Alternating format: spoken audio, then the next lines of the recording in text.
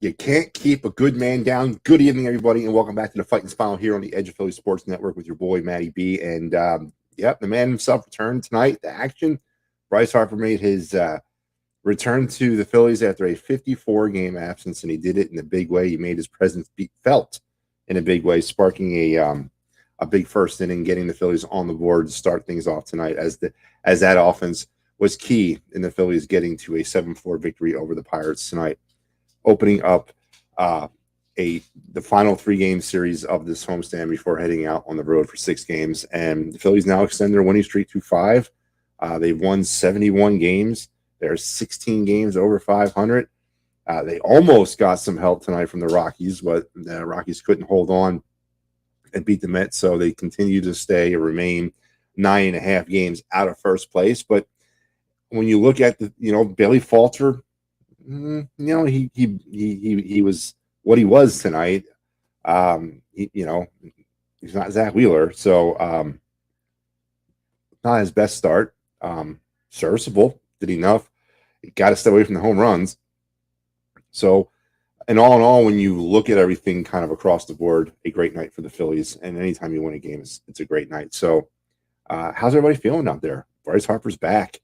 The stretch run has now, I guess, officially begun for the Phillies. So, I'm feeling good. Yes, sir.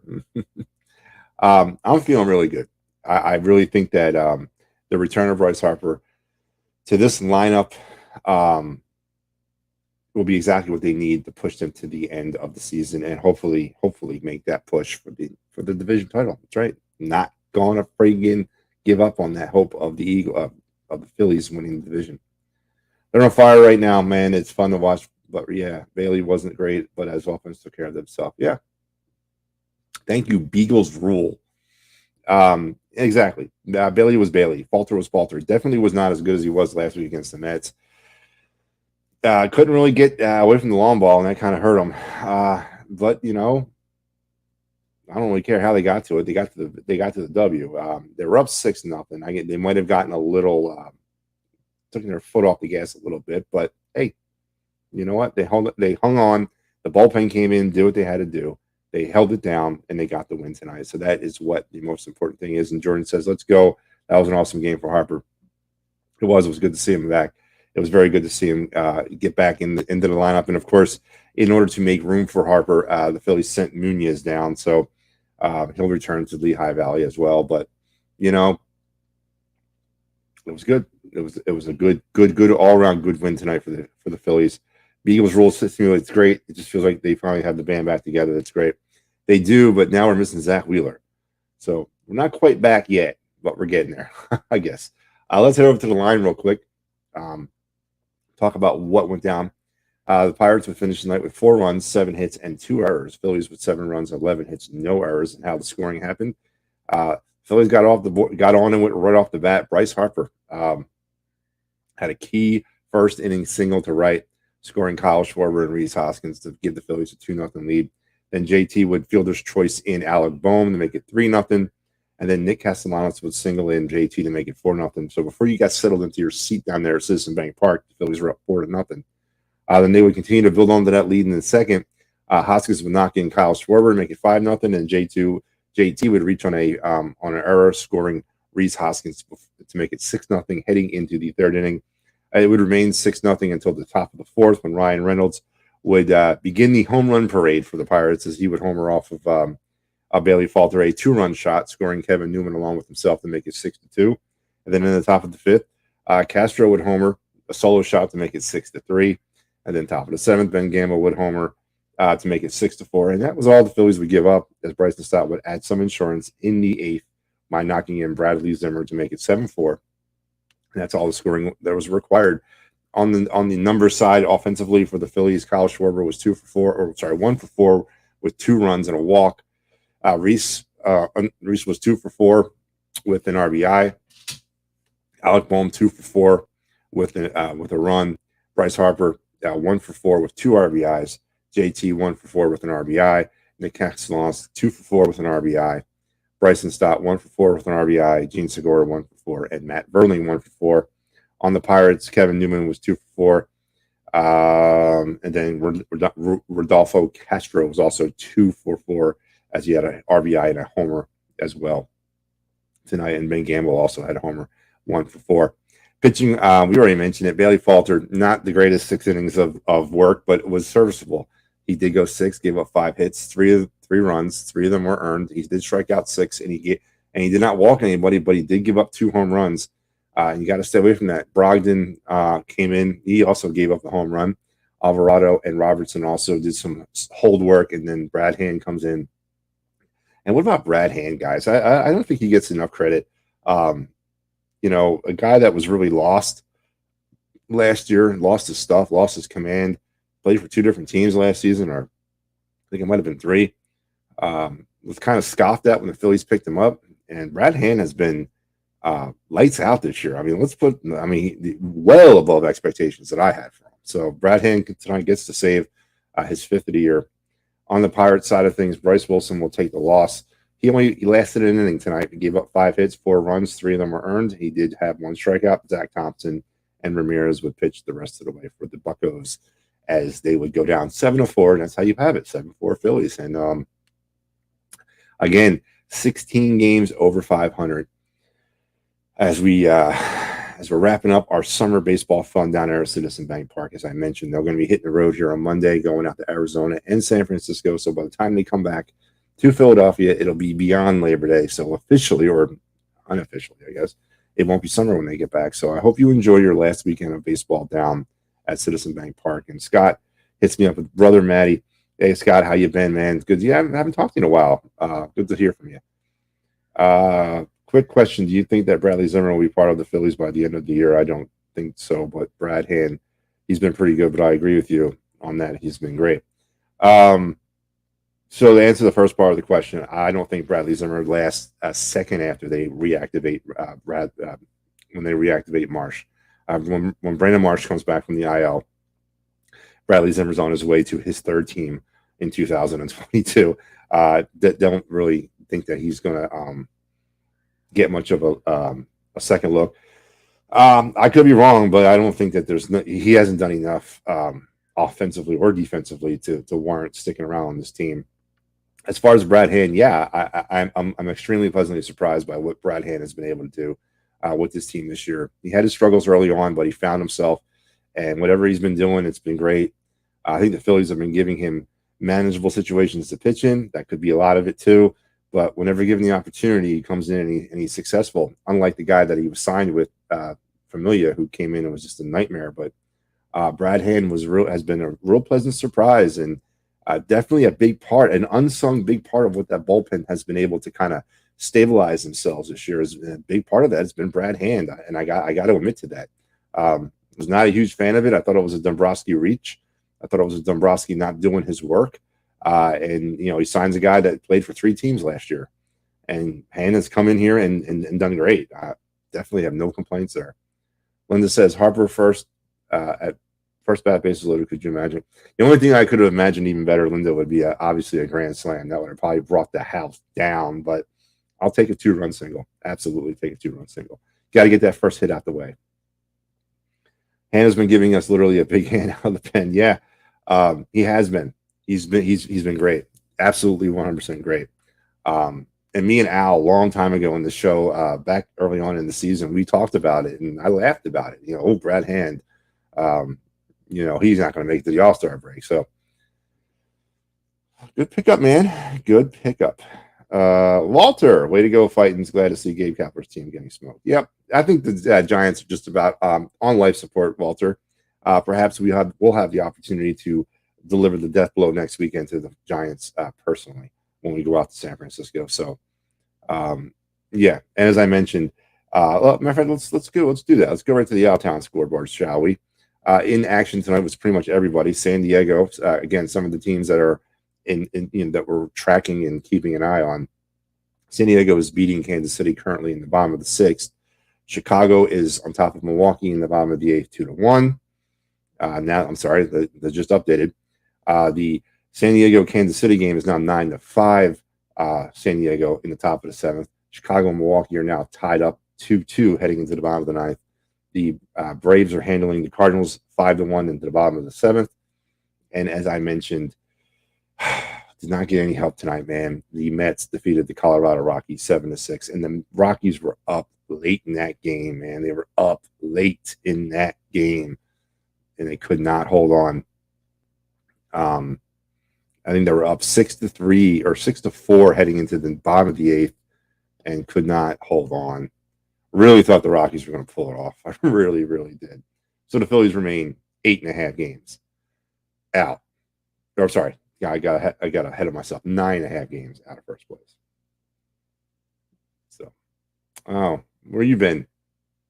Expected to hear from you last Sunday, but you're right. Mets did win in dramatic fashion at the bottom of the ninth. Luckily, against the powerhouse Colorado Rockies. So, I know you're feeling it, man. I know you're sweating a little bit. 9.5. Keep an eye on that. 9.5 games. What are the Braves, like a game out? Game and a half, something like that?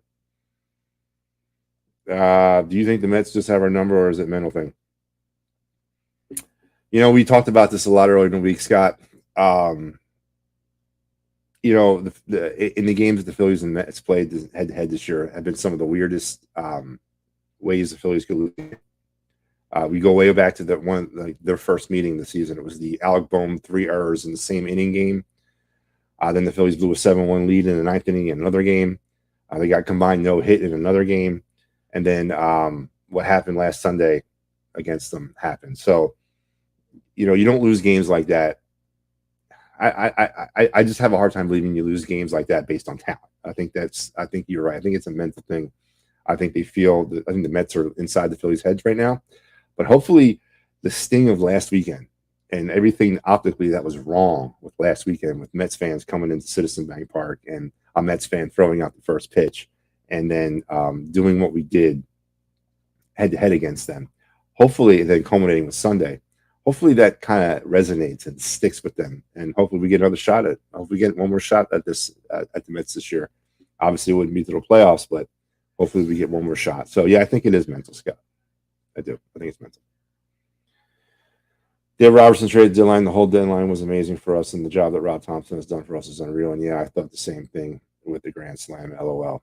The David Robertson trade probably was the best move thus far of the trade deadline.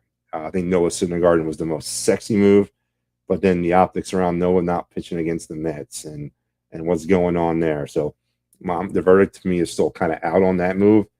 Brandon Marsh is what he is. He's under team control for the next 6 years. He could develop into our next center fielder. He could not. We have some center fielders coming up behind him in the system that will be ready as he kind of goes through his licks here in Philadelphia. As far as the David Robertson thing, absolutely. The steal of the trade deadline up to this point, even with what happened last Sunday, still a steal. I'll take it any day of the week. Yeah, absolutely. They are 0-9 against the Mets. They are. It is very true. But you know what, Serdar? You don't have to worry about the Phillies anymore, right? I mean, we're done. You have to worry about the rest of the National League. So set your sights on the Rockies, the Dodgers, the Nationals, the Marlins. Don't worry about the Phillies. Don't worry about the Phillies. You don't have to anymore. You did what you had to do because you've won absolutely nothing up to this point. So here we go. All right. So tomorrow, the Phillies and Pirates will get this thing read back up. 6:05 start. So we're going an hour early tomorrow. Kyle Gibson will get the hill for the Phillies. He's 8-5 with a 4.30 ERA. He'll be opposed by the Pirates' Tyler Beede, who is 1-3 with a 4.13 ERA. Don't forget, 6:05. That's a 6:05 start down there at the bank, an hour earlier than usual. Noah normally has those kinds of days off, even when he was on other teams, I heard. Yeah, he did, but one point to that, Scott. See, earlier in the season when Noah was still with the Angels were playing the Mets, and it was Syndergaard's day to pitch, and the Mets gave him off. Or not the Mets, but the Angels gave him off. And then the Phillies ended up doing the same exact thing against the Mets. So that's the only 2 times this season it's happened. It's been against the Mets. Optically, I don't know what's going on there. I don't know. Is there fire where there's smoke? I don't know. I'm just a little concerned about that. Yeah, when I see Rob Thompson in press conferences, he's kind of dull and bland, but like Billy B, and that's a good thing. Look at the Pats do. Yeah, yeah. Well, the guy's like 48 and 26 as their manager. He can be any way he wants right now, Walter, in the press conferences. I really don't care. At what point has anybody ever gotten anything of substance from a press conference? Come on, man. You got to get them mad to get something from them. And usually managers, coaches, whatever, they're on guard about that kind of thing. So yeah, I don't really care much about that press conference nonsense. Oh, okay. Sounds like he has yellow streak. I don't know, Scott. It's a great question. And if we do see the Mets again, and it would be in the playoffs, um, we're going to need him to pitch because there's no getting around that. That's what he was brought here to do, pitch in the playoffs, right? I mean, am I wrong about that? Was he brought here to pitch in the playoffs? That's what I think he is. So more to follow on the Noah Syndergaard drama as we move through this. Now, we do have some Major League Baseball news. Everybody realizes that September 1st is quickly upon us, and that means the rosters will be expanded. But in case you do not know or did not know, it is no longer the way it used to be way back in the day when I was a kid, where the September call-ups meant basically you can call up anybody you want. Your rosters could go from 25 to 45. It did away with that a few years back. So the rosters as of September 1st can go from 26, which they are now, to 28. So 2 more players can be added to your roster, and 29 if you have a double header somewhere in there. But 26 to 28 starting on September 1st. Your guess is as good as mine of who the 2 additional players that get called up are. I think Derek Hall would be the one of them. And I don't know who the other one would be because they can only have 13 pitchers. So it'll probably have to be a position player. I don't know. Your guess is as good as mine to who the Phillies will call up next week, but that is looming upon us on September the 1st. The September 1st call-ups, kinda. So everybody be on the lookout for that. Also be on the lookout for EOP here on the network. We're pretty much at the end of the week, but today, if you tuned in, you would have seen some Chalk Talk, some Kelly Green Hour, and then, of course, me, the Phightins Final. Tomorrow, don't forget the Patterson Fanatics. And then we have Eagles pregame action happening tomorrow on the network, and then Eagles postgame action. The Eagles are wrapping up their preseason tomorrow against the Dolphins. And then don't forget me, Matty V, coming at you with the Phightins Final later on tomorrow night. So once again, another chalk-filled day of sports action here on the network. Be sure to join and listen in. And if things are going great for you in 1 minute and not so great the next, this is the guy you need to call, Dave Cherry. With workman's compensation, motor vehicle, personal injury, or criminal law questions, give him a call at 610-565-0300. Tell him the boys at EOP sent you. And don't forget our Philly Sports Birds trip, bus trip to DC, September 25th. Lower level tickets to the Washington Commanders. The bus, the food, the drink, the entertainment, tailgate, the EOP, 4th and John, Devereaux Sports, Painted Lines, Bell and the Birdman, all the great Philly fanatic fans that are going to make that trip. All of that is only going to cost you $325. Definitely a deal you need to get on top of before it's gone. I believe you got till the 31st to sign up, and then that'll be that. So hurry on over to phillysportstrips.com and sign up for the trip. And one last note, we talked about this last night. The 2023 Philly schedule has dropped. Go ahead if you have not had an opportunity to get sink your teeth into it. It's a really good read. Go ahead and check it out. Philly season will begin next year on March 30th against the Rangers. They will play the Rangers and Yankees before they even come home against the Reds. And don't forget, the biggest news of the schedule is that the Phillies will play every team. And this goes for everybody, but they will play every team in Major League Baseball for the first time ever in franchise history. So go ahead and check out the schedule that's dropped. Those Mets fans, team itself does not have to worry about us unless it becomes a problem. And I don't understand why they're nagging at us when we're doing it. It is kind of dumb, but you know what? They deserve it. They dominated us. That's the bottom line. Domination. Always good chopping it up with you. Hidden Sack, me and my fiance are going to Wildwood tomorrow. It's been a long week. Well, hey, have a great weekend down there at the shore. I wish I was going. I'm actually headed to the shore tomorrow too. Not Wildwood, not the Jersey Shore. I'm going to Coney Island tomorrow. That's right, folks. Coney Island. I will be heading to Brooklyn tomorrow. I will be in attendance to a one-day Major League Baseball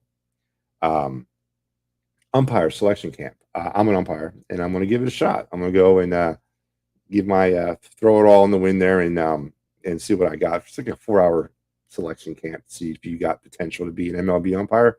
So I got to get up myself here in about 3 or 4 hours and take a ride up to Brooklyn and Coney Island. I'll be doing it at the where the Brooklyn Cyclones play. So if you guys are in the area, come on out and watch me be an umpire for a couple hours tomorrow. So that's really going to segue me out of here. It's been a pleasure. Always a pleasure talking to you. I hope you guys enjoy the rest of your night, and we will talk again tomorrow. And until then, go Phils. And there's something I'm always, man, I've done this so many times. You would think I wouldn't be out. Oh, Harry the K. What you got?